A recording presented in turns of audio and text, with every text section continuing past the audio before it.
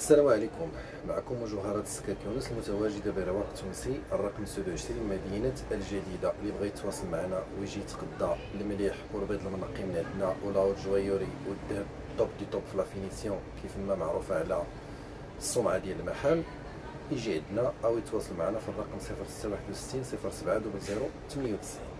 خرجت بهذا الفيديو هذا كجواب على الناس اللي كيلوحوا الفيديوهات في الانترنت وكيقولوا مالكم الذهبيه غبرتوا، مالكم ما دويتوش لينا على الهبوط ديال الذهب، علاش كتخرجوا كتطبلوا كتغيطوا غير الا طلع الذهب، ولكن ملي كيهبط الذهب كتغبروا باش تبيعوا للناس بثمن طالع. هنا فيديو توضيحي باش نعطيكم بعض الافكار التقنيه اللي كيتسير بها المحلات ديال الذهب العيار 18 الكاره اللي كاينين في المغرب.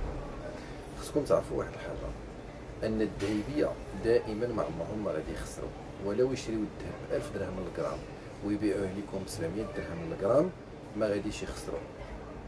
كيفاش غادي نديروا ليها؟ قطعني واحد الزبون كما قلنا، واخا الذهبي يشريه ب 1000 درهم ويهبط السوق ل 700 درهم ويبيعوا لك سيدتي وسيدي الزبون المحترم، ما غاديش يخسر. علاش؟ لان هاد المشاريع ديال الذهب راه ماشي مشاريع بسيطه وما كتسيرش بعقل بسيط. الذهبي راه كيخصو يكون سياسي وكيخصو يكون قاري الاقتصاد وقاري الماركتينغ وقاري علم النفس وقاري بزاف ديال الحوايج. وكاين بعض الذهبيه اللي هما واخا ما قصدوش يقراو هاد الشيء، ولكن الوقت صحه غتقري هاد الشيء بالممارسه والاحتكاك مع الزبائن باختلاف انواعهم وبالاحتكاك مع المواقف السياسيه المختلفه والمواقف الاقتصاديه المختلفه اللي كتخلي الكيان ديالو يتهز ويتحط ويتخبط صحه، كيولي كيتعلم عده اشياء مع الوقت. ولهذا حاجه وحده غنفسروا بها علاش حنا الا هبط الذهب غنقولوا لكم راه هبط ونبيعوه لكم بثمن هابط وما عندناش الغرام ديال المشكل.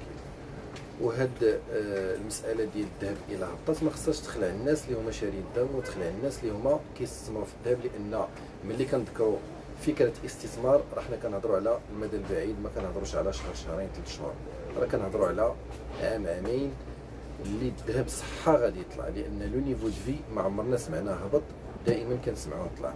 نرجعوا للسبب اللي غادي يخلي الذهبي ما عندوش السبب علاش غادي يكذب عليك وما عندوش السبب علاش غادي يخزن عليك الهبوط ديال الذهب.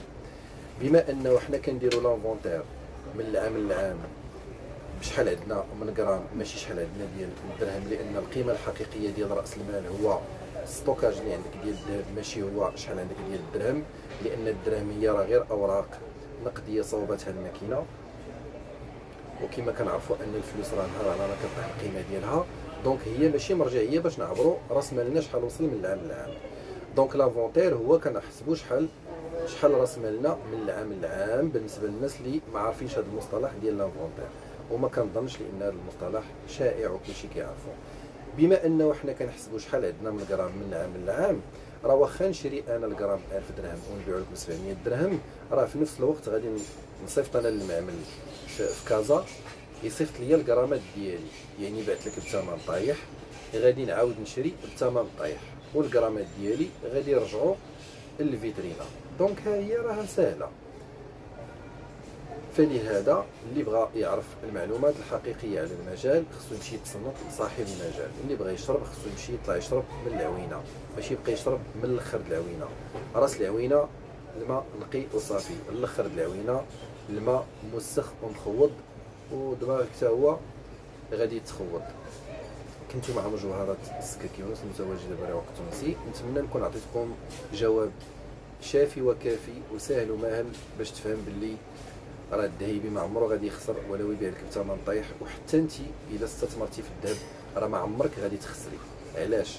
لان الذهب راه غادي يهبط غير شي شويه او غادي يعاود يطلع، والا مشى استمر الهبوط هذا افتراضا وما عمره هادشي غادي يوقع، الا مشى استمر الهبوط راه حتى لو نيفو دو في غادي يهبط.